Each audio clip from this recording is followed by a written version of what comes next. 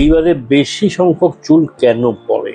বংশগত তার একটা ব্যাপার আছে। দ্বিতীয়ত মেইন কারণ হলো অ্যানিমিয়া মেয়েদের, দ্যাট ইজ রক্তাল্পতা অথবা রক্তশূন্যতা। মেয়েদের অ্যানিমিয়ার জন্য প্রচুর চুল পড়ে।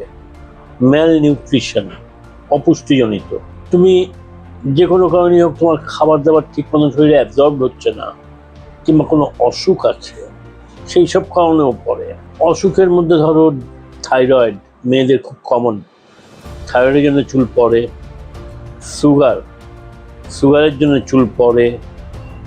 তুমি কোনো বড় অসুখ থেকে উঠলে, ম্যালেরিয়া, টিবি কিংবা টাইফয়েড, 21 দিন ধরে টাইফয়েডে ভুগলে, আজকাল কেউ ভোগে না, সেই সব কারণেও যখন ভুগে উঠলে তারপরে চুলগুলো পড়ে যায়। সেই পড়ার কারণগুলো হেয়ার ফলিকলগুলো ধরে রাখতে পারে না চুলগুলোকে, সেটা পড়ে যায়, আবার তারপরে চুল গজায়।